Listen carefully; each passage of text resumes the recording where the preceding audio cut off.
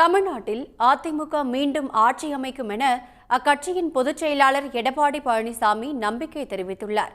கும்மிடிப்பூண்டியில் பிரச்சாரம் மேற்கொண்ட அவர் 200க்கும் மேற்பட்ட தொகுதிகளில் அதிமுக கூட்டணி வெற்றி பெறும் என்று கூறியிருக்கிறார். இன்றைய தினம் அனைத்து இந்திய அண்ணா திராவிட முன்னேற்ற கழகத்தை பற்றி சில பேர் விமர்சனம் செய்து கொண்டிருக்கிறாங்க. பொன்மனச்செம்மல் புரட்சி தலைவர் எம்ஜிஆர் என்ற மாமனிதரால் தோற்றுவிக்கப்பட்ட கட்சி அதிமுக கட்சி. அம்மா என்ற தெய்வத்தால் கட்டி காக்கப்பட்ட கட்சி அதிமுக கட்சி.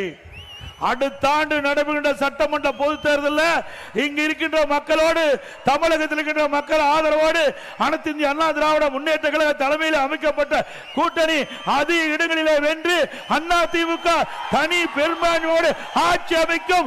அது எந்த கொம்பனாலும் தடுக்க முடியாது.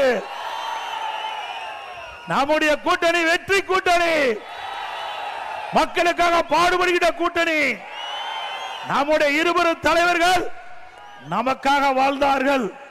நம்முடைய வரலாறை பாருங்க. எத்தனையோ கட்சி தமிழகத்தில் இருக்குது, இந்தியாவில் இருக்குது, சில புதிய கட்சிகள் தோன்றி இருக்கின்றன. ஆனால் நம்முடைய தலைவர்கள் பொன்மனச்செம்மல் புரட்சி தலைவர் எம்ஜிஆர், இதே புரட்சி தலைவர் அம்மா, இந்த மக்களுக்காக வாழ்ந்த மறைந்த தலைவர், இருவரும் தலைவர்கள் இறைவனால் தமிழ்நாட்டு மக்களுக்கு கொடுக்கப்பட்ட கொடை. உடனுக்குடன் செய்திகளை தெரிந்து கொள்ள சன் நியூஸ் பெல் ஐகானை கிளிக் பண்ணுங்க.